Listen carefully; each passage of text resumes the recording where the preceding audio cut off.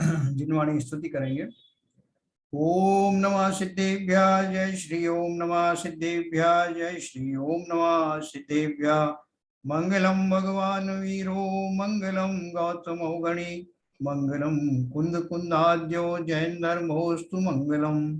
सर्वमंगल मांगल्यम सर्व कल्याण कारकम प्रधानम सर्वधर्माणां जैनम जयतु शासनम जैनम जयतु शासनम जैनम जयतु शासनम। देखिए हमारा बहुत रोचक सब्जेक्ट चल रहा है कि ये जो बातें हैं जो इतनी बारीकी से आ रही हैं, बहुत सारे जो लोग शास्त्राभ्यास भी करते हैं, रेगुलरली करते हैं, वो भी ये अभिप्राय की बारीकी नहीं समझ पाते। तो हमें बड़ा हमारा भाग्य अच्छा है कि हमको वो निचोड़ मिल गया, वो उसमें से मोक्ष मार्ग प्रकाशक का भी वो पर्टिकुलर निचोड़ मिल गया जिसमें ये बहुत गूढ़ बात बताई गई।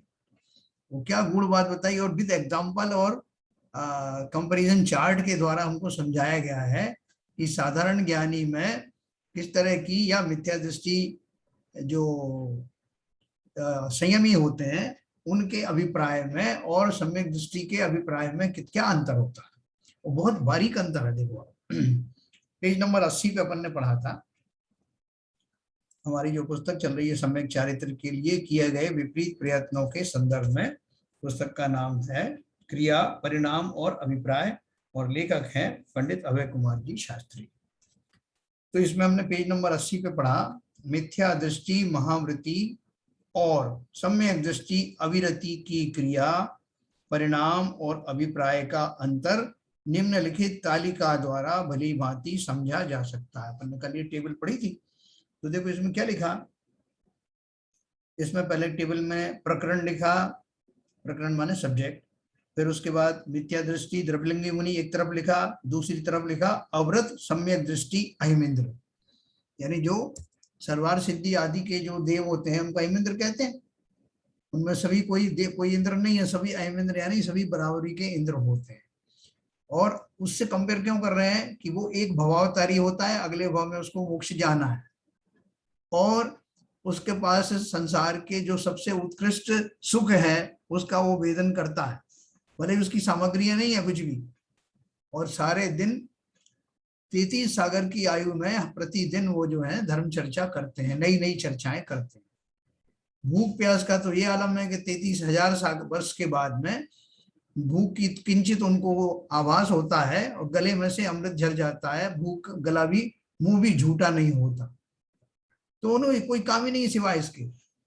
इतना सब होने के बाद भी वो अपने भाव के कारण, जिस भाव में वो है, उनको संयम प्राप्त नहीं होता। वो उसके लिए लालायित रहते हैं, और लेकिन लालायित रहने का अर्थ ये नहीं कि वो उसके पीछे पागल हो रहे हैं। वो समझते हैं कि इस भाव में सभी सम्यक दृष्टि है, इस भाव में ये संभव नहीं, अगले भाव में होगा। वो काम कुछ नहीं है सिवाय इसके की धर्म चर्चा है। देखो हमारा भी अगर ऐसा भाग्य हमको हो जाए कि घर के कोई काम काज हमें करने ना पड़े, यहाँ तक कि भोजन बनाना तो दूर करना भी नहीं पड़े, कोई भी हमारी जो है जैसे पत्नियों का हुक्म चल जाता है कि जाओ सब्जी ले आओ बाजार से, ये ले आओ, खैर वो सब भी नहीं है। तो ऐसा उत्कृष्ट जो है जिन्हें समय मिलता है, ऐसा समय मिलने वाले जीवों से उनको कंपेयर किया है, किनको जो है तो महा व्रतधारी, 28 मूल गुणों का धारण करने वाले, विधिवत बिना किसी लोकल आकांक्षा के, इनके भी ये सब क्वालिफिकेशन है। और भी देखो और आगे क्या क्या क्वालिफिकेशन आएंगे, वो सब है, लेकिन फिर भी भूल क्या रहती है ये अपन को समझना।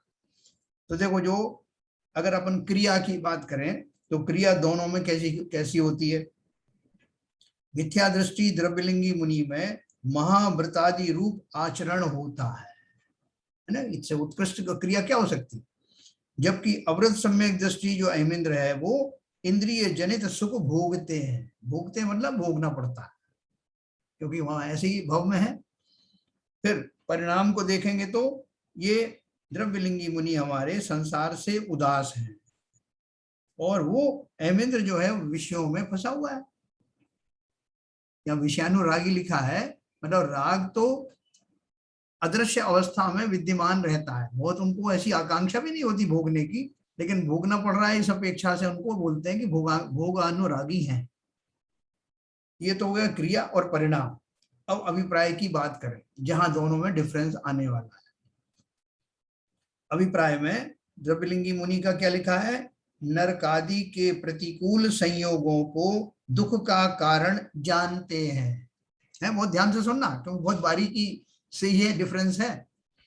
ये क्या करते हैं, नरकादि के प्रतिकूल संयोगों को दुख का कारण जानते हैं। अहमेंद्र क्या सोचते हैं, पर द्रव्यों को दुख का कारण नहीं मानते। फिर कि नरकादि प्रतिकूल संयोग ये पर है ना।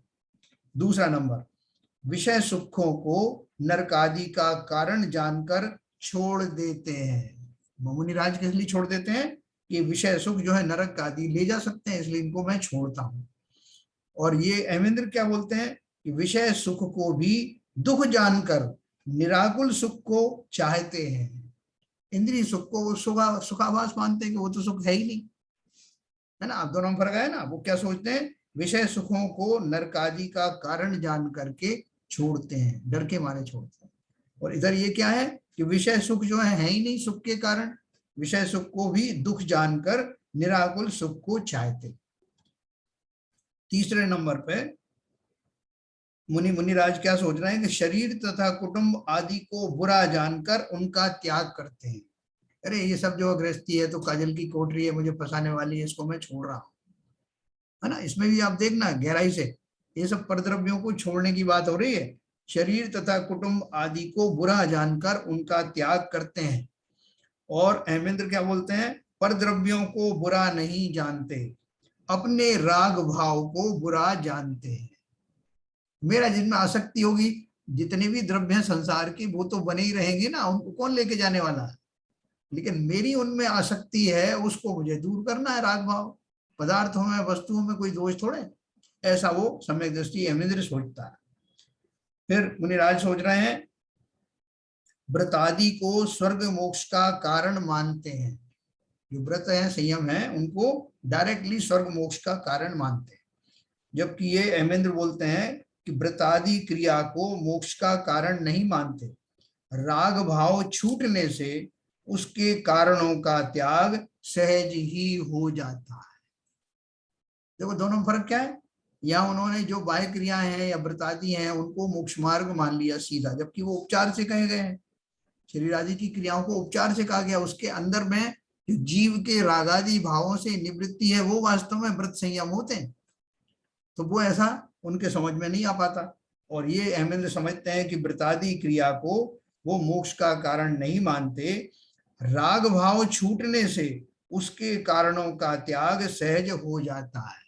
व्रत वास्तव में तो व्रत संयम आदि हम पालते इसलिए हैं कि उनके पालने के समय में मेरे भावों में राग आदि मंद हो जाते हैं। राग आदि मंद हो जाते हैं, धीरे धीरे बहुत मंद हो जाते हैं, तो परिणाम सुधरने लगते हैं। इसलिए वो तो डायरेक्टली राग भाव से लिंक करते हैं, और ये डायरेक्ट उस राग भाव से नहीं लिंक करके बाह्य क्रियाओं को ही स्वर्ग मोक्ष का कारण समझ लेते हैं।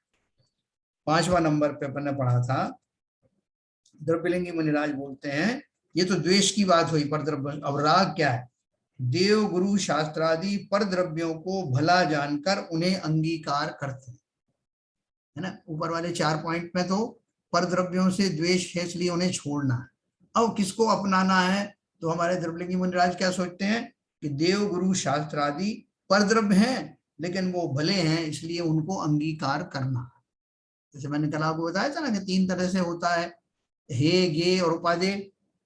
तो हे तो अपन पापादि जो है चीजें उनको हे मानते हैं, और अपन गे किसको मानते, संसार की समस्त वस्तुओं को जानना, द्रव्यों को जानना, उनके बारे में समझना, 7 तत्वों को जानना, वो गे है। और उपादेय क्या है, गे में ये भी आते हैं और दूसरी चीजें भी आती हैं।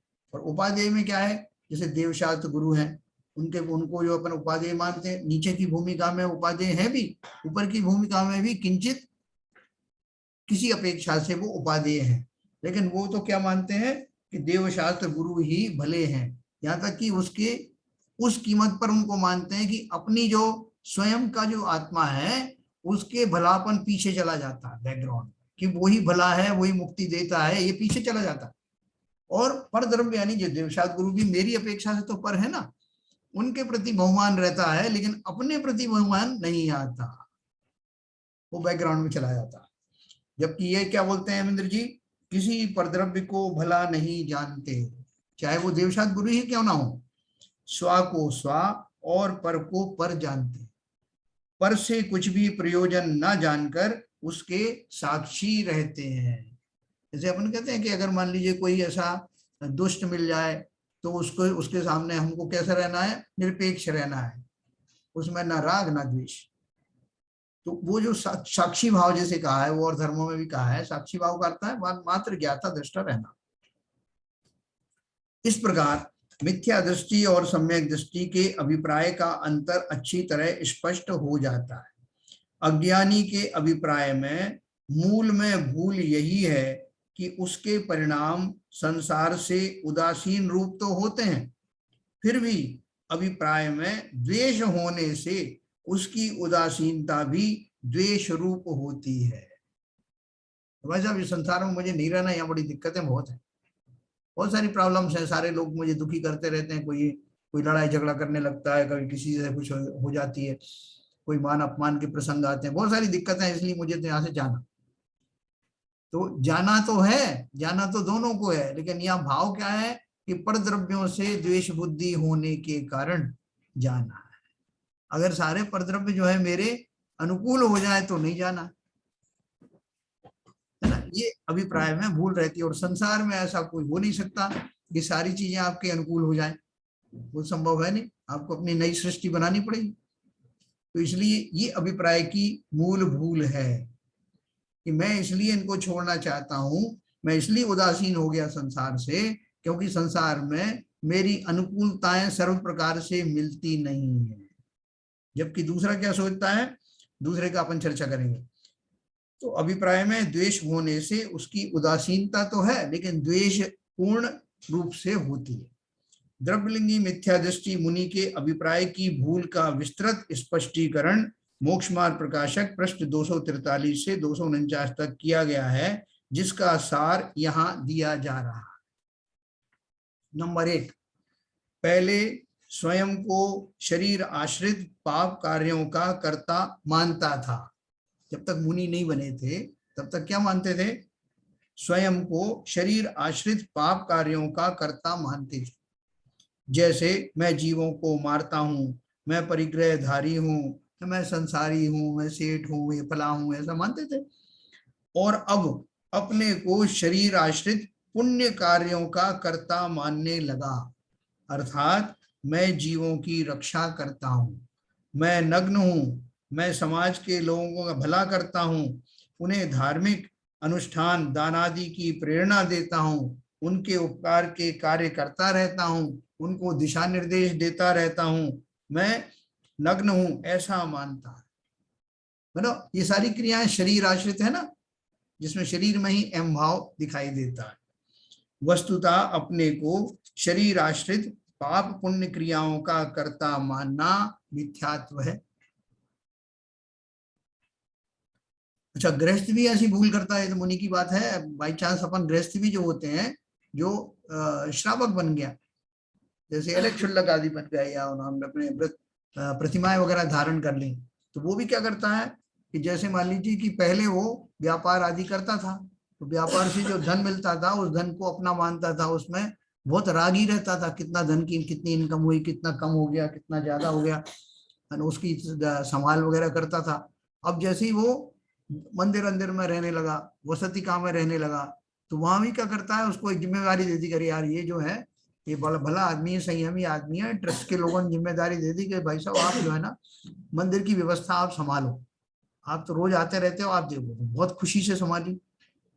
और मंदिर के सारे उपकरणों में विशेष राग, उनको उठाना, धरना, गिनना, जो धन आता है गुल्लक में उसको गिनना, उसमें राग करना, इसकी बढ़ोतरी कैसे होगी, ये सारा दिशा बदल गई, लेकिन राग तो बना ही रहा। पहले उसको जो है अपने गृहस्थी वाला जो है उपकरणों में राग था, और मंदिर के उपकरणों में और धन में राग निवृत्त नहीं हुआ, क्योंकि वो जो अंदर की जो वासनाएं बैठी हुई हैं राग आदि की, वो बनी हुई है खाली। और हम संतुष्ट हो जाते हैं सोच के, भाई साहब ये अपने लिए थोड़ी कर रहे हैं, मंदिर के लिए कर रहे हैं, समाज के लिए कर रहा हूँ, और इससे हम संतुष्ट हो जाते हैं। लेकिन हमारे अभिप्राय में जो रागादि की जो प्रवृत्ति है वो वैसी ही की वैसी ही बलवती होती रहती है। ये बहुत ध्यान से समझना। तो पहला अपन ने मुनिराज का उदाहरण दिया कि वो जितनी भी जो जो धार्मिक क्रियाएं वगैरह होती हैं तो उन सब में वो बढ़ चढ़ करके भाग लेते हैं, और ये लेते हैं, उसको अभिप्राय में ये बसा रहता है कि ये क्रियाएं मैं मुनि होने के कारण इस शरीर से कर सकता हूँ, मैं इस पदवी का धारी हूँ, लोग मेरा कहना मानते हैं, मैं इसको कर पाऊंगा और मुझे करना चाहिए। जितनी भी ये सारी क्रियाएं हैं वो शरीर आश्रित क्रिया हैं, और उनमें उनको राग बना रहता है, उसमें जीवादि तत्व की जो श्रद्धा है वो गौण हो जाती है। ये प्रमुख होता है। दूसरा, मुनि धर्म की क्रियाओं में प्रवृत्ति के भाव राग रूप हैं, और वह इस शुभ राग को मोक्ष मार्ग मानता है। देखो, भूमिका के अनुसार राग आने में कोई हर्ज नहीं, आता ही है। सातवें छठवें गुणस्थान में मुनिराज आते हैं तो उनको छठवें गुणस्थान के योग्य राग आते हैं, भक्ति के भाव भी आते हैं, ग्रंथ लिखने के भाव भी आते हैं, उपदेश देने के भाव भी आते हैं, लेकिन वो उनको मोक्ष मार्ग नहीं मानते। मान्यता की बात है। वो आने के बाद भी वो आते हैं और ये मानते हैं कि इस भूमिका में ऐसा होता है, लेकिन उनकी मान्यता क्या बनी हुई है, ये सारी जो क्रियाएं हैं ये भूमिकावश आती अवश्य हैं, परंतु ये डायरेक्टली मोक्ष का कारण नहीं है। अगर मोक्ष का कारण होते तो वो जो है श्रेणी आरोहण आदि क्यों करते? वो तो सीधा यही क्रियाएं करते रहते, दिन रात मंदिर में पड़े रहते, उपदेश देते रहते, लोगों को किताबें लिखते रहते, बस दैट्स ऑल। लेकिन उससे वो जानते हैं ना कि ये मेरी भूमिका, इस समय भूमिका में ऐसा राग आ रहा है, लेकिन मुझे तो इस भूमिका से ऊपर उठना है जहां ये रागादि के विकल्प भी ना आए। साथ में गुणस्थान अनवर्ड यही होता है। तो वो क्या करते हैं, मुनि धर्म की क्रियाओं में प्रवृत्ति के भाव राग रूप हैं, और वह इस शुभ राग को मोक्ष मार्ग मानता है, जबकि मोक्ष मार्ग तो वीतराग भाव रूप है। राग भाव को मोक्ष मार्ग मानना मिथ्यात्व है? ये पूजन में भी लिखा है अपने देवशास्त्र गुरु के पूजन में, राग भाव को मोक्ष मानना मिथ्यात्व है। शुभ राग चारित्र का स्वरूप नहीं है। अब बोले भाई साहब, राग जो है आपने बताया ना, राग द्वेष आदि ये सब चारित्र में ही आते हैं, तो वो शुभ राग है वो भी चारित्र है, तो चारित्र तो सब अच्छा ही अच्छा है ना। तो देखो क्या लिखा उन्होंने, शुभ राग चारित्र का स्वरूप नहीं है, अपितु चारित्र का दोष है। फिर चारित्र है उसमें दो तरह के धब्बे लगे हुए हैं, एक सफेद, एक लाल रंग का लगा हुआ, एक काले रंग का लगा, तो उनमें से कौन सा धब्बा अच्छा है? हमें वैसा धब्बा तो कोई भी अच्छा नहीं। तो मेरा उज्जवल वस्त्र तो चारित्र है, और उसमें लगने वाले पाप और पुण्य रूपी वो लाल और काले जो धब्बे हैं वो ही तो राग या द्वेष वाले भाव है। तो ना तो राग अच्छा है ना द्वेष अच्छा है, दोनों ही उसमें होने वाली चारित्रिक दोष हैं, जिनके कारण वो वस्त्र वैसा उज्जवल नहीं है जैसा होना चाहिए। तो बोल रहे हैं ये राग कैसा भी हो, भले ही वो शुभ राग ही क्यों ना हो, वो चारित्र के दोष में ही आता है। शुभ राग चारित्र का स्वरूप नहीं है, अपितु चारित्र का दोष है, तथा उसे धर्म मानना श्रद्धा का दोष है। क्या दोष बताया कि एक्चुअल में तो वो दोष है ही, चारित्रिक दोष है ही, लेकिन उस चारित्रिक दोष को दोष ना मान करके उसको अच्छा मानना ये मेरी श्रद्धा की भूल है। तो जो चीज खराब है वो तो खराब है ही, उस खराब को मैंने खराब माना नहीं, जो नहीं माना वो अपने आप में भी दोष है, श्रद्धा का दोष है। मैं उस शुभ राग में इसलिए जो है मैं मजे लेता हूँ कि भाई साहब भगवान का सुमरन कर रहे हैं, कितना अच्छा जो है श्रद्धा हो रही है, तो इसमें क्या हर्ज क्या है?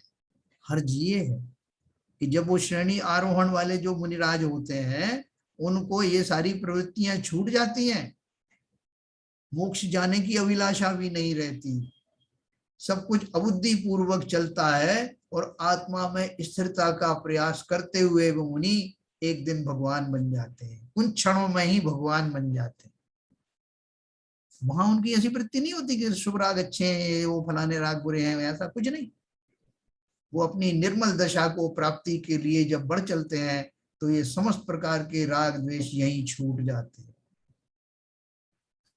शुभ राग चारित्र का स्वरूप नहीं है, अपितु चारित्र का दोष है तथा उसे धर्म मानना श्रद्धा का दोष है।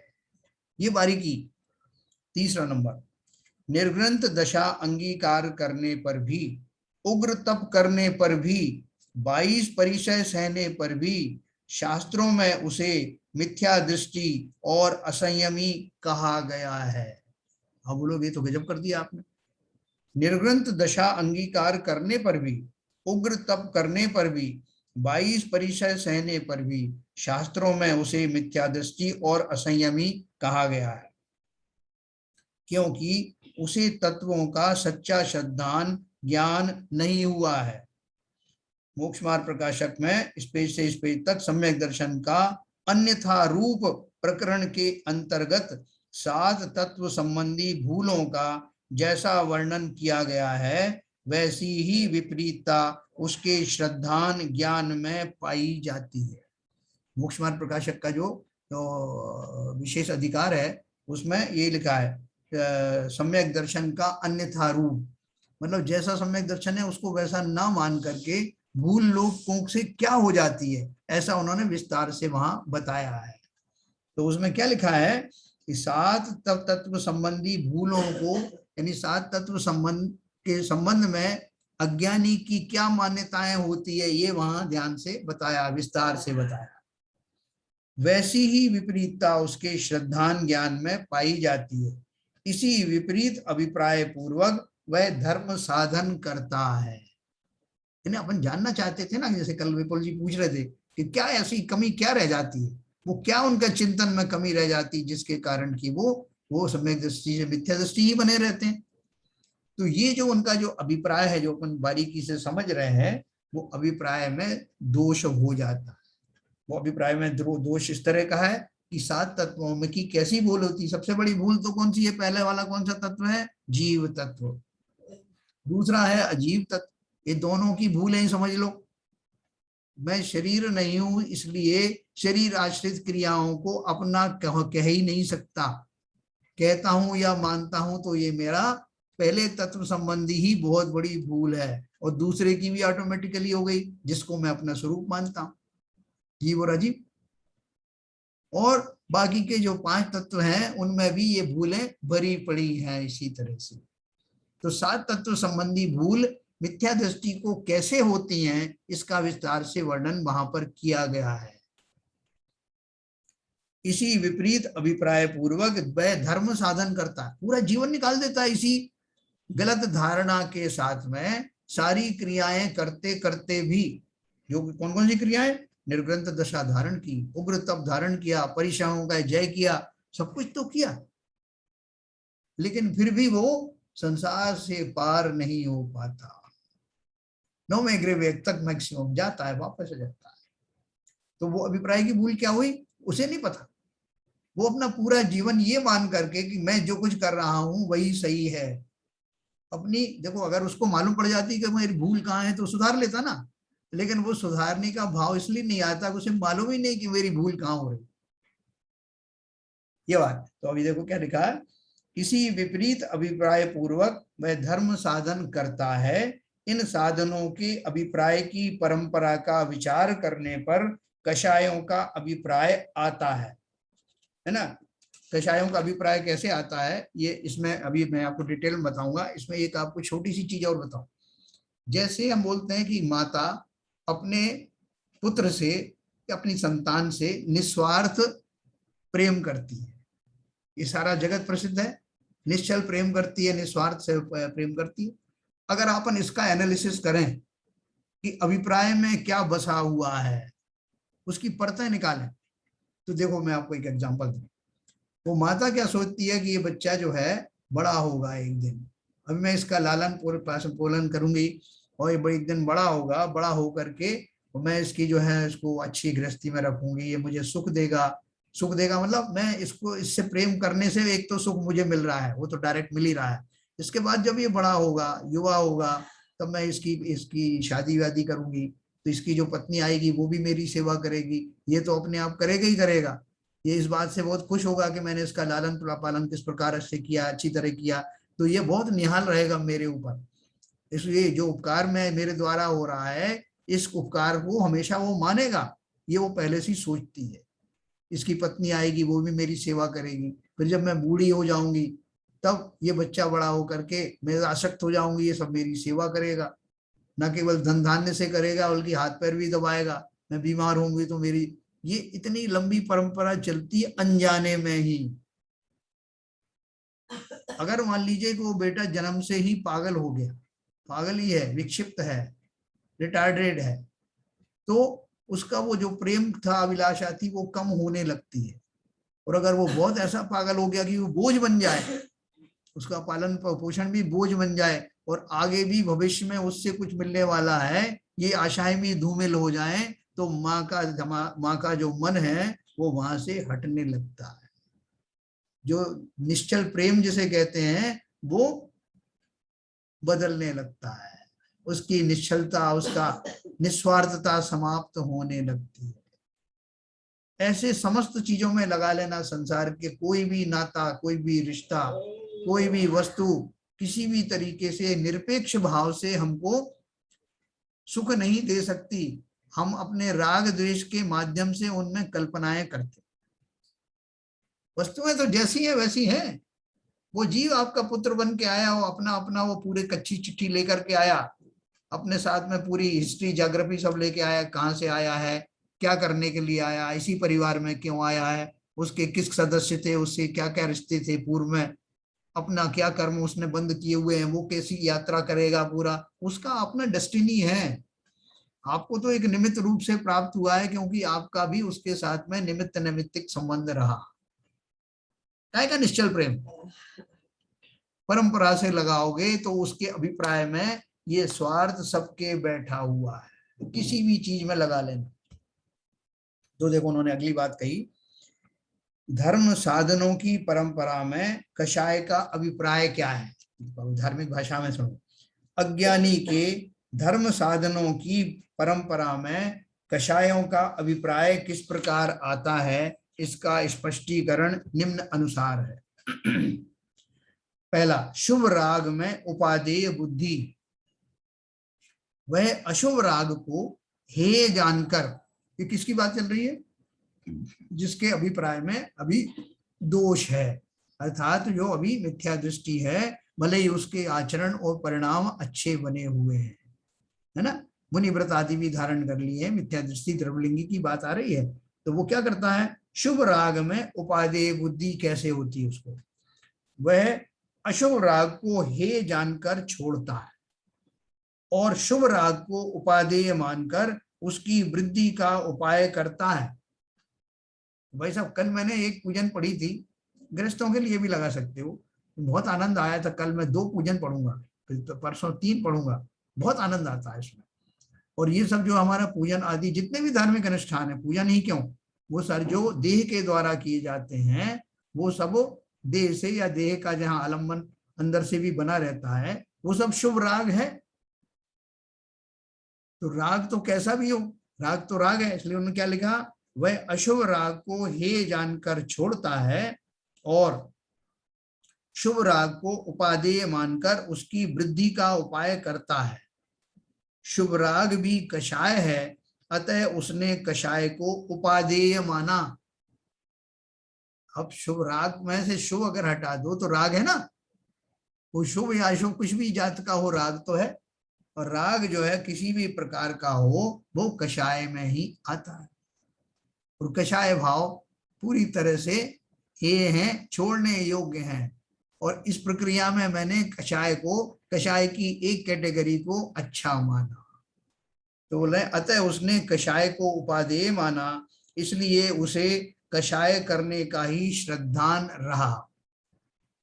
वो कहते हैं ना भाई साहब, 2 तरह के तालिबानी होते हैं, एक अच्छे तालिबानी, एक बुरे तालिबानी।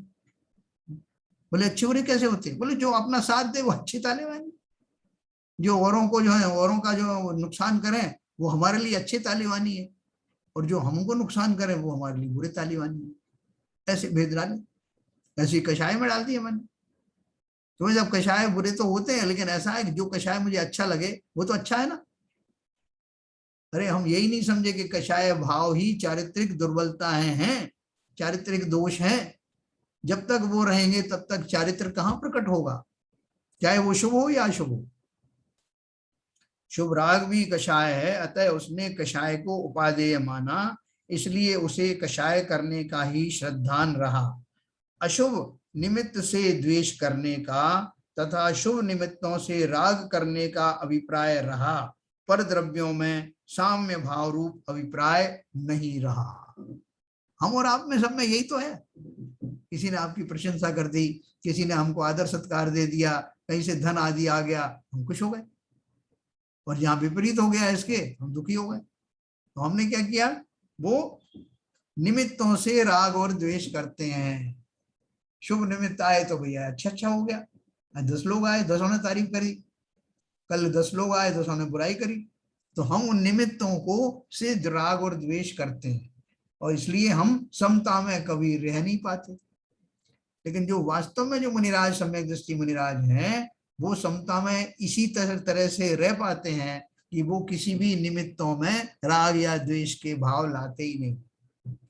निमित्त तो निमित्त हैं, वस्तुएं तो परद्रव्य जैसी है वैसी हैं, आप उनमें राग करो या द्वेष करो ये आपकी गलती है, उन वस्तुओं को कुछ लेना देना नहीं। ऐसा जान करके, वस्तु का स्वरूप समझ करके ज्ञानी जन समता भाव धारण करते हैं।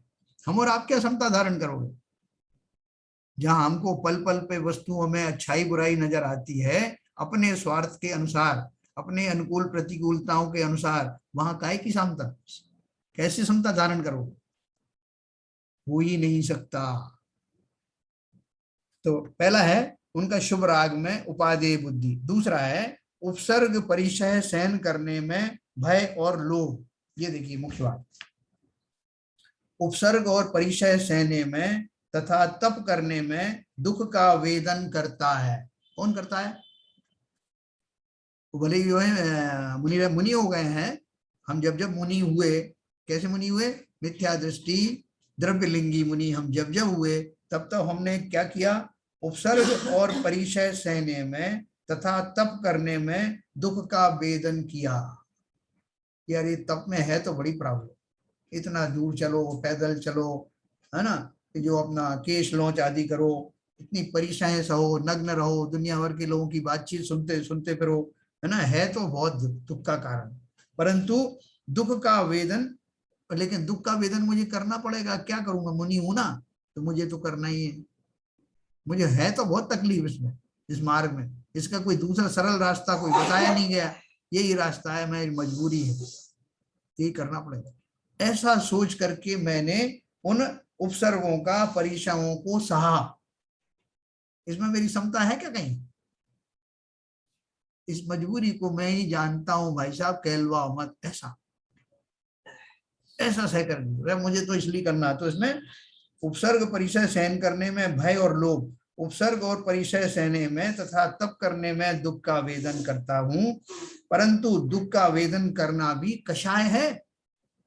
कषाय क्या है? यानी दुख को वेदन करना है कि ये चीजें दुखी हैं, ये घटनाएं दुखपूर्ण है, ऐसा ऐसा भान करना, ऐसा अनुभव करना ही तो कषाय है। क्रोध मान माया लोभ है ना, तो उनसे मेरा द्वेष है, द्वेष क्रोध में ही आता है। ऐसी घटनाओं को मैं चाहता नहीं, जहां जहां दुख के परिणाम आते हैं, अर्थात मैं वैसा चाहता नहीं हूँ, उनसे मुझे बड़ा द्वेष है। वह कषाय के अभिप्राय रूप विचार से दुख सहता है। किस अभिप्राय से सहता है? कि भैया सह लूंगा तो फायदा होगा, नहीं सहूंगा तो नुकसान होगा। अभिप्राय रूप विचार से दुख सहता है, ये विचार निम्न अनुसार होते हैं। देखो बिल्कुल बारीकी से रख दिया आपको, कहीं कोई कसर ना छूट जाए। अब की बार मेरी सरकार, अब की बार आत्मा के पास, अब की बार संसार के पास, तो वो कोई कसर ना रह जाए, इसके लिए एक एक बारीकी समझ लेना। तो बोलो वो क्या विचार आते हैं, जिसको मिथ्या दृष्टि, जब हम मिथ्या दृष्टि मुनि थे हमने क्या क्या विचार किए। हे जीव, तूने नरकादि गति में पराधीनता से बहुत दुख सहन किए, यह परिशहादिक का दुख तो बहुत थोड़ा है। देखो, ये आपको जो मैं बताऊंगा बात, आपको लगेगा इसमें कोई गलती ही नहीं है, ये तो बिल्कुल सही है, ऐसा तो सोचना ही चाहिए। फिर मैं आपको बाद में बताऊंगा उसमें गलती क्या है। तो हमने क्या सोचा, हे जीव, तूने नरकादि गति में पराधीनता से बहुत दुख सहन किए, यह परिशहादिक का दुख तो बहुत थोड़ा है। इसको स्वाधीन होकर सहने से स्वर्ग मोक्ष सुख की प्राप्ति होती है। यदि यह दुख नहीं सहेगा और विषय सुख का सेवन करेगा तो तुझे नरकादिक की प्राप्ति होगी, वहां बहुत दुख होगा। है ये दूसरा विचार। तीसरा, उपर्युक्त विचारों से स्पष्ट है कि वह परीक्षाओं को दुखदायक मानता है, मात्र नरकादिक के भय तथा स्वर्ग सुख के लोभ से उन्हें सहन करता है। ये भय और लोभ भी कषाय ही है। कषाय है कि नहीं? भय कौन सी कषाय है? नो कषायों में आता है ना भय, हास्य रति जुगुप्सा भय आदि सब उसमें आते हैं। भय एक संज्ञा भी है। तो भय तो नौ कषायों में आती है या किंचित कषायों में आती है, पर लोभ तो मुख्य कषाय है, क्रोध मान माया लोभ। तो ऐसी मुख्य कषाय वश मैंने जो है वो व्रत आदि तो धारण किए, लेकिन चिंतन मेरा ये चला कि भैया सह लोगे तो ठीक है, नहीं तो नरक चले जाएंगे। विषय भोग हैं तो अच्छे, लेकिन भोगेंगे तो नरक चले जाएंगे, ऐसा भाव। उक्त विचारों के साथ साथ उसके निम्न विचार भी होते हैं। मैंने पूर्व में जो कर्म बांधे थे वे भोगे बिना नहीं छूट सकते। देखो अगला अगला चिंतन क्या है, मैंने पूर्व में जो कर्म बांधे थे वे भोगे बिना नहीं छूट सकते, अतः मुझे उन्हीं का फल भोगना पड़ रहा है। देखो, कर्मों ने तो आदिनाथ और पार्श्वनाथ जैसे तीर्थंकरों को भी नहीं छोड़ा, उन्हें भी कर्मों का फल भोगना ही पड़ा। अतः मुझे भी अपना मन कड़ा करके कर्मों का फल भोग लेना चाहिए। मैंने इसमें से वो लाइन नहीं पढ़ी, वो शब्द उसमें समता भाव लिखा था, उससे आपको कंफ्यूजन हो जाता। तो समता भाव तो उनको आती नहीं है, लेकिन मैं जो सोचता हूँ समता का जो स्वरूप मेरा क्या है उस समय का मिथ्या दृष्टि होते हुए, कि मन को कड़ा करके जैसे तैसे सहन कर लो, हार के उस पार जीत है, ऐसा मेरा भाव बना रहा जब मैं मुनि बना था, द्रव्यलिंगी मुनि। उपर्युक्त विचारों के रूप में वह कर्म फल चेतना रूप प्रवर्तन करता है। फिर एक प्रश्न और मैं आपको बताऊं, उन्होंने प्रश्न पूछा किसी ने, उपर्युक्त विचार करने में भूल क्या है? क्या ज्ञानी ऐसा विचार नहीं करते? अपन को भी लगता है कि इसमें क्या कसर रहेगी भाई, अपन तो हमेशा करते। उत्तर दिया, यहाँ मात्र विचारों की बात नहीं चल रही है, अपितु विचारों की परतों के तल में बैठे हुए अभिप्राय की बात चल रही है। इतनी लेयर है उसके ऊपर में कि ये कहां से उभर के ये विचार आ रहे हैं, किस अपेक्षा से आ रहे हैं, वो परत मुझे दिखाई नहीं दे रही। ऊपर ऊपर से आ रहे हैं तो मैंने कहा इसमें हर्ज क्या है, लेकिन वो कहां से आ रहे हैं विचार और किस अपेक्षा से आ रहे हैं, जैसे मैंने आपको उस माँ का उदाहरण दिया था। तो ये क्या बोल रहे हैं, विचारों की परतों के तले में बैठे हुए अभिप्राय की बात चल रही है। परिणामों को स्वरूप में स्थिर करने के लिए कदाचित ज्ञानियों को भी ऐसे विचार हो सकते हैं। ये सारी जो परंपरा से अपन ने विचार अभी बताए, वो ज्ञानी भी सोचता है, ऐसा सोच सकता है, लेकिन वे इन विचारों की अपेक्षा को भी जानते हैं कि ये विचार जो है इस भूमिका में ऐसे आ रहे हैं, वास्तव में ऐसा नहीं है। वास्तव में तो कोई भी परद्रव्य सुखी दुखी करते नहीं, ऐसा उसको पक्का श्रद्धान होता है। विचार आ रहे हैं, अपनी जगह पे आ रहे हैं, लेकिन विचारों की अपेक्षा भी वो समझ रहे हैं, इस भूमिका में मुझे ऐसा चिंतन भी आता है, और चिंतन भी कर रहे हैं। तो वो क्या कर रहे हैं, उक्त विचारों के पीछे परिणामों को स्वरूप में स्थिर करने के लिए, जब मैं चिंतन करता हूं, मैं बहुत डगमगा गया, कोई ऐसी विषम परिस्थिति आ गई, तो बहुत तरह से मैं चिंतन करता हूँ, वहां स्वयं को ढाढ़स बनाने के लिए इस तरह से विचार भी करता हूँ कि भैया कर्मों ने तो किसी को नहीं छोड़ा, पार्श्वनाथ भगवान को नहीं छोड़ा, महावीर भगवान को नहीं छोड़ा, तुम्हारे ऊपर ये संकट आ गए तो कौन सी बड़ी बात है, ऐसा ज्ञानी भी सोचता। लेकिन ज्ञानी को ये बात भली भांति प्रकार पता है कि ये सब आ गए हैं इसलिए अपेक्षा से अपने मन को स्थिर करने के लिए चिंतन कर रहा हूं, लेकिन वास्तव में तो कोई परद्रव्य मुझे सुखी दुखी करता नहीं। ऐसी धारणा मिथ्या दृष्टि को नहीं होती। भाव एक जैसे आते हुए भी अभिप्राय में विपरीतता पड़ी रहती है। ये मैंने आपको एक सूक्ष्म विवेचन दिया। अब ये टेबल मैं आपको कल बताऊंगा। इसके नीचे एक टेबल दिया उन्होंने। उक्त विचारों के पीछे अज्ञानी और ज्ञानी के अभिप्राय को निम्न तालिका द्वारा स्पष्ट समझा जाएगा कल। मैं भी आपको अनम्यूट करता हूं।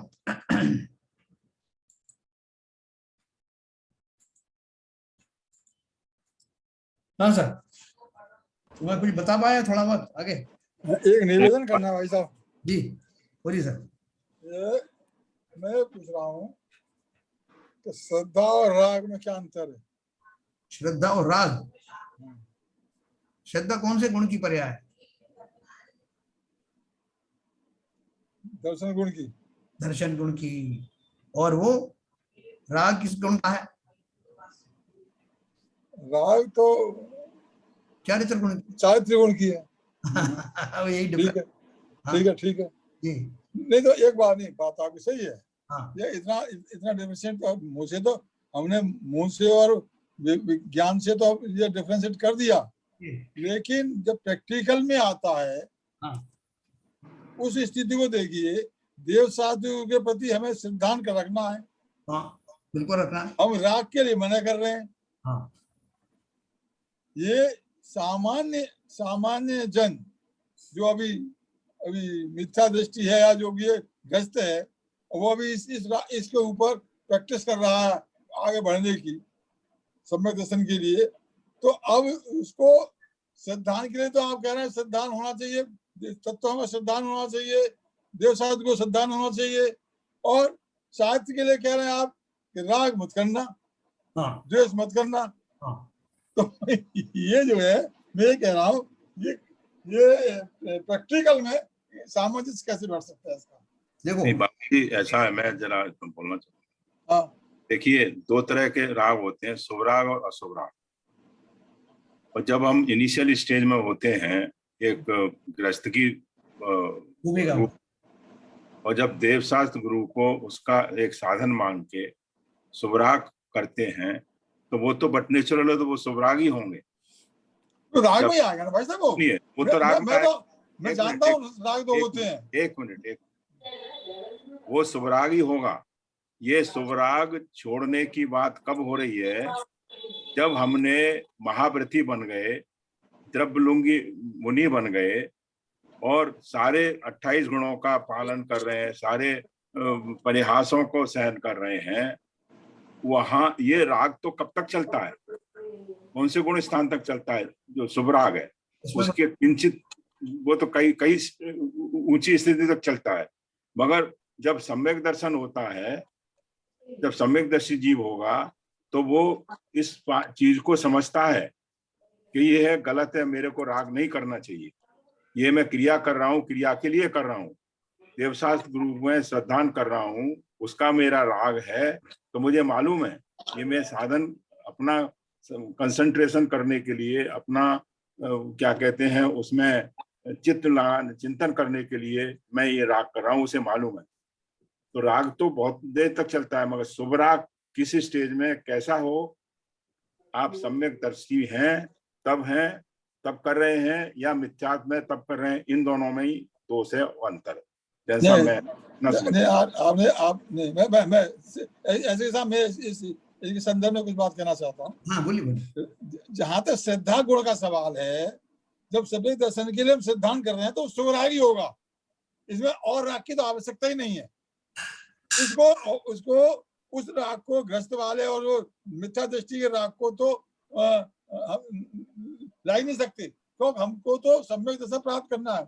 इसमें शुभ राग ही है और शुभ राग की बात चल रही है, वो तो चलेगा ही अन्य राग से दो भागों बांट करके हम जो दो भागों बांट रहे हैं, यहाँ बांटने वाली बात नहीं है। यहाँ तो बात यह है कि श्रद्धा गुण की, दर्शन गुण की जो पर्याय है श्रद्धा, उस श्रद्धा में शुभ राग ही है और शुभ राग मानते हैं, उसी बात को लेकर चल रहे हैं। देखो कोई- आप बताइए जैसा हो। हाँ देखिए, एक देवशास्त्र गुरु का श्रद्धान एक मिथ्या दृष्टि भी करता है और एक सम्यक दृष्टि भी करता है। हाँ बिल्कुल सही करता है। अभी दोनों कैसे करते हैं बताता हूँ, हैं? किस तरह से करते हैं, दोनों अलग अलग तरीके से कैसे करते हैं श्रद्धान। मिथ्या दृष्टि जीव जो है वो देवशास्त्र गुरु का श्रद्धान करते हुए ऐसा विचार करता है कि ये मुझे सीधे मोक्ष पहुंचा देंगे, बिल्कुल सही बात है, इनकी बिल्कुल सही, पूजा स्तुति आदि करने से मैं मोक्ष चला जाऊंगा, बिल्कुल सही है। इसलिए मैं इनका पूजन करता हूँ, उनको श्रद्धान करता हूँ, इनका बहुत मैं महिमा करता हूँ। भगवान सम्यक दृष्टि जो है जीव कहता है कि ये मेरे आलम्बन है, हाँ आलम्बन है, ये युग पुरुष हैं जिन्होंने वो साधना करके वहां तक पहुंच गए, ये मुझे डायरेक्टली तो नहीं लेकिन इनकी देशना समझ करके, इनका स्वरूप समझ करके, इनका मार्ग समझ करके मैं भी वैसा कार्य करके मोक्ष जा सकता हूँ, इसलिए ये मेरी श्रद्धा के सुमन है। दोनों में फर्क है आया? ये हाँ दोनों पराग तो हैं, लेकिन सही बात। चिंतन से है, दोनों मान रहे हैं उनको, लेकिन एक ने उनको किस तरह से माना। अगर अगर अगर गृहस्थी भी मान रहा है, गृहस्थी मानना जो मिथ्यादृष्टि जीव है वो भी उसको शुभ राग में ही मान रहा है उसे, लेकिन वो जब तक मिथ्या दृष्टि है तब तक वो शुभ राग नहीं है। शुभ राग तो जब चलेगा जब वो सम्यक दृष्टि हो जाएगा। नहीं नहीं, आप शुभ राग भी कह सकते हो, ऐसा नहीं है कि नहीं है शुभ राग। नहीं वो तो सुभराग ही है बाबूजी। राग जो है वो चारित्रिक दोष होते हैं। देखिए मेरे पास एक रुमाल है जिसमें बहुत सफेद रुमाल है, उसमें दो दाग भी लगे हुए हैं, एक लाल और एक काला, जैसे मैंने आपको बताया, लेकिन उस रुमाल से मुझे इतना मोह हो गया मैं उसको छोड़ता नहीं एक क्षण भी, और वो थोड़ा थोड़ा हल्का पड़ जाता है, वो जो धब्बा है लाल तो भी। वो शुभ राग नहीं है वो। एक मिनट, लेकिन अब मुझे जो है उस जो दो धब्बे लगे हुए हैं उनसे भी थोड़ा सा मोह सा हो गया है, हालांकि मैं चाहता था कि मेरा रुमाल पूरा शुद्ध हो, लेकिन अभी बीच में ही मैं रुक गया हूँ, वो लाल मुझे अचानक से अच्छा लगने लगा, मैं उसको छुड़ाने का भाव भी नहीं करता। लेकिन जो जीव ऊपर चले जाते हैं उनको उस रुमाल का वो धाग भी अखरता है, वो बिल्कुल सही बात, चाहते हैं कि वैसे ही शुभ्र हो जाए, शुद्ध जैसा होना चाहिए। बिल्कुल सही कह रहे हो, बिल्कुल सही कह रहे हो, बिल्कुल सही कह रहे वो हो, अपने कोई चरित्र को सुधारने वाले जो जीव हैं उनको वो लाल और काले धब्बे भले ही छोटे से भी हों उनको बचाए रखने का भाव नहीं रहता। बिल्कुल सही, बिल्कुल सही, बिल्कुल सही कह रहे हो। तो जैन साहब एक मेरा क्वेश्चन है यहाँ पर, जी ये हम क्रिया करते करते कब राग में घुस जाते हैं हमको पता ही नहीं लगता है, सही बात। क्योंकि करने तो जाते हैं शुभ कार्य और मतलब अपनी आत्मा के कल्याण के लिए जाते हैं, लेकिन कब रागी हो जाते हैं वो हमको पता नहीं लगता, उसका कैसे मतलब करें हम, क्या कि कौन सी लिमिट है, कौन सी सीमा है जो हमको पता लगने लग गया है कि अभी हम राग कर रहे हैं कि शुभ क्रिया कर रहे हैं। बहुत बढ़िया आपने बात कही, बहुत बढ़िया बात कही, अनजाने में ही हम कब राग में फंस जाते हैं, यही तो वहां हो रहा है। इस बात तो हम कर रहे थे। हम यही बात कर रहे हैं, देखो मुनि भी बन गए हम, हमारी इसी बात तो मान्यता भी ठीक नहीं हुई, तो मैंने आपको बताया ना मुनि बनना है तो चलो थोड़ा बड़ा पद हो गया, छोटे पद की मैंने आपको व्याख्या बताई थी कि मैं मान लो वहां पे जाकर के मंदिर की वसतिका में रहने लग गया, व्रत नियम पालन करने लग गया, किसी ने मुझसे कहा कि भाई साहब आप अच्छे आ गए और आपने घर गृहस्थी छोड़ दी, अब यहाँ मंदिर संभालो और इसमें जो अपने जो रुपए पैसे आते हैं इनको जरा गिनती विनती कर लिया करो, इसके जो उपकरण वगैरह बना लिया करो। अपन बहुत खुश हो गए, अपन दो कारण से खुश हो गए, एक तो इस कारण से खुश हुए कि वो जो राग की जो परंपरा मेरे अंदर बैठी हुई थी उसकी पूर्ति हो रही है, भले ही उसका स्वरूप बदल गया, पहले मैं व्यापार के धन आदि को गिनता था, अब मंदिर के उसको गिन रहा हूँ, और दूसरा मैं इस बात से संतुष्ट हूँ कि मैं कौन सा अपने लिए कर रहा हूँ, तो मंदिर के लिए कर रहा हूँ ना, तो ये धार्मिक कार्य है, इस शुभ राग में उलझ करके उससे आगे की मंजिल भूल ही जाता हूँ, वही उलझ के। धन्यवाद। तो जब जिस जीव को अपन जो शास्त्राभ्यास कर रहे हैं, शास्त्राभ्यास के द्वारा ही ये गलतफहमियां दूर होती हैं और चिंतन सुधरता है, इसलिए स्वाध्याय को महान तप कहा, प्रोवाइडेड कि हम उसकी बारीकियों को समझना चाहें।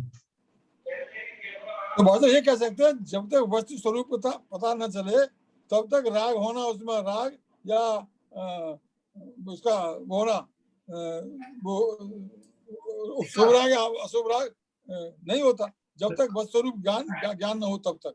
आपने सही कहा ना, वस्तु स्वरूप आपने शब्द इस्तेमाल किया ना, हाँ वही तो बात है, वस्तु स्वरूप विचार खुशी से शब्द कहा करे, वस्तु स्वरूप अगर विचार कर लिया तो देवशास्त्र गुरु समझ में आ गए, कि वो क्या है, उनकी भूमिका क्या है, वो कहाँ तक मेरा हाथ पकड़ सकते हैं, उसके आगे की यात्रा मुझे स्वयं ही करनी है। सही बात, बिल्कुल सही। तो ये जो भाव आपने बहुत अच्छा कहा शरण जी, कि हम अनजाने में इसी में तो फंसते आए हैं इतने समय तक, हमें संसार में इसीलिए तो टिके हुए है, हो गया कि हम समझ नहीं पाए वो हमारी बारीकियां क्या है की। रागों की प्रवृत्ति में मेरा मन कब उलझ गया, कहाँ उलझ गया, वो उसकी परंपरा ही चल रही है, उससे मैं छूटना चाहता भी नहीं हूँ। शुभ रागों से मैं छूटना नहीं चाहता। कोई अगर ये कह देता तो मुझे बड़ा अफसोस सा होता है कि आप साहब ये सब बातें कर रहे हो, अनुष्ठान वगैरह छोड़ दो, ये तो हम परंपरा से करते आ रहे हैं, युगों युगों से करते आ रहे हैं, और आप उसमें मुझे थोड़ा सा न्यूट्रल करने लगते हो तो मजा नहीं आता। क्यों मजा नहीं आता? बोले आप तो एकदम शुष्क बात बता रहे हो, किसी की परवाह मत करो, किसी के बारे में मत सोचो, दूसरे द्रव्यों के बारे में मत सोचो, अपने बारे में सोचो, ये तो शुष्क हो गया ना।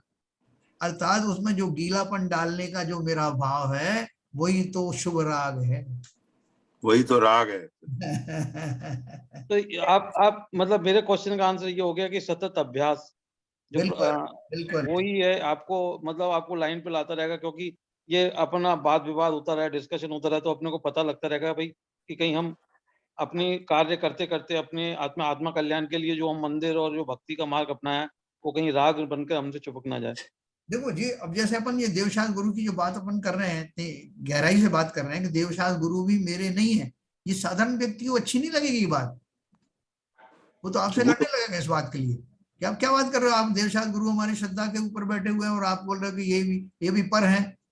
मैं तो नहीं मानता इनको पर है। तो जब तक हम शांत होकर के अच्छी तरह से उस बात को समझेंगे नहीं, तब तक हम वहीं अटके रहेंगे। नहीं सब, मगर ये कटु सत्य ये भी है ना कि देवशास्त्र रूप में शुरू की अवस्था में इस चीज को लागू नहीं कर सकते। नहीं नहीं, प्रारंभिक अवस्था तो छोड़ो, मैं तो आखिरी की अवस्था तक भी उनको श्रद्धा का विषय मानता हूँ, लेकिन किस किस आधार पर मानता हूँ, किस अपेक्षा वो से ये मानता हूँ, वो डिफरेंशिएशन होना चाहिए। बस उतनी अपेक्षा। उनका बहुमान मान के कि भाई आप इस सिद्ध सलाह पे पहुंच गए, आपने ऐसा ऐसा क्या कहते रास्ता पकड़ा है, मैं भी उसके काबिल बनूं, मैं भी उस रास्ते पे पहुंचूं। अभी वो जैसा अभी भाई साहब बता रहे थे, मुनियों को जो भ्रम हो जाता है, वो जो जो जो जो पैसे सहते हैं उसमें, अरे साहब मैं बड़ा परेशानी कष्ट सहते हैं, तो उसमें आत और रोध भाव पैदा करते हैं। तो जो मुनि होते हुए भी आत रोध भाव करके ये निम्न गतियों में जाते होंगे फिर। बिल्कुल, निम्न गतियों ऊंची भूमिका रख करके और नीचे उसमें काम करना, अगर जो है ऐसा मान करके नहीं, और जैसे आप मान रहे मैं तो इसलिए सह रहा हूँ, नीची गतियों में नहीं भी गए, लेकिन नहीं ये सिद्धांत आपने बताया ना, आर्त रोध भाव करेंगे तो नीची गतियां मिलेंगी। हाँ जाते हैं। दीपायन मुनि का नाम सुना है आपने? दीपायन मुनि नरक गए। हाँ गए, सही बात है ना, वो तो भावलिंगी मुनि थे। हाँ भावलिंगी सही, नरक, वो भी नरक गए, उनका भी आपको प्रणाम हो वो गए। आत रोध भाव करेंगे तो निश्चित ही अच्छी गति नहीं मिल सकती। तो देखो एक बात समझना कि हम जो है देवशास्त्र गुरु को जो है वो जो थोड़े से ज्ञानी हो जाते हैं वो देवशास्त्र गुरु को नहीं मानते, ऐसा नहीं है। देवशास्त्र गुरु का स्वरूप उनसे अच्छा आप क्या मानोगे? सही बात है। जितना उत्कृष्ट उनका स्वरूप वो मानते हैं, जैसे एकलव्य ने द्रोणाचार्य की भक्ति की, उनका स्वरूप समझा, उस मिट्टी की प्रतिमा को अपना गुरु मान करके, मतलब उनका गुरु का स्वरूप मान करके संकल्प किया और उस प्रतिमा की पूजा अगरबत्ती भी सबकी, प्रदक्षिणाएं भी की, लेकिन गुरु शिष्य की परंपरा का निर्वाह करते हुए धनुर्विद्या जैसी उनके पास थी उसका अभ्यास किया। क्या श्रद्धा थी होगी उनको द्रोणाचार्य के प्रति? ऐसी यही असली श्रद्धा है। हाँ, ऐसी श्रद्धा हमको है क्या? सम्यक दृष्टि का सिद्धांत बहुत ही पक्का होता है, सच पक्का होता है, वो भगवान की सुनता है, भगवान को सुनाता नहीं है। हाँ सम्यक दृष्टि सिद्धांत नहीं, सिद्धांत के बाद ही सम्यक दृष्टि बनता है। उल्टा बोलिए, सीधा नहीं।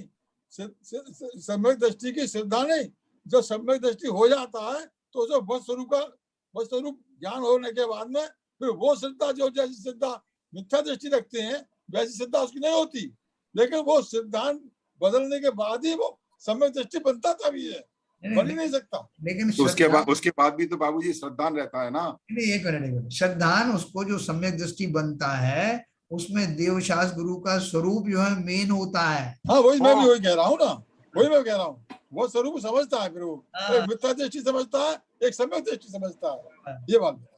ये श्रद्धान तो दोनों स्थितियों में रहता है, पहले भी हाँ। रहता है, बाद में भी रहता है। नहीं देखो, मिथ्या दृष्टि जीव का उसका श्रद्धान क्या रहता है देवशास्त्र गुरु के प्रति, ये भगवान है, इनकी पूजन करके हाँ बस चला उसी जाऊंगा, सिद्धांत रहता, वो सिद्धांत सम्यक नहीं है, समझता वो थोड़ी। सम्यक सिद्धांत नहीं कहलाता। वो सम्यक श्रद्धान नहीं है। हाँ, हाँ सम्यक सिद्धांत नहीं है वो। से भगवान बने। और अगर सम्यक सिद्धांत हो जाए तो सम्यक दृष्टि हो ही जाएगा वो फिर। नहीं, जो आदित्य जी कह रहे हैं वो सम्यक सिद्धांत की बात कर रहे हैं, जो सम्यक दर्शन होने के बाद भी स्थिर रहता है, हाँ हाँ वो बात कह रहे हैं आदित्य जी। तो चलो, तो सबके समझ में थोड़ा बहुत तो आया ना आज की। थोड़ा सा अपन आगे बढ़े क्या? हाँ हाँ, बहुत बढ़िया, बहुत बढ़िया। सने चढ़ रहे हैं। बहुत थोड़ा बढ़िया, नहीं साहब, ये very- बहुत इम्पैक्टफुल वो डिस्कशन है और बहुत ही प्रभाव कर रहा है जीवन पे। ये तो आपने सही कहा जयललिता जी, अनजाने में ही, बिना सोचे हुए भी ये हमारे सबकॉन्शियस माइंड में आता जा रहा है।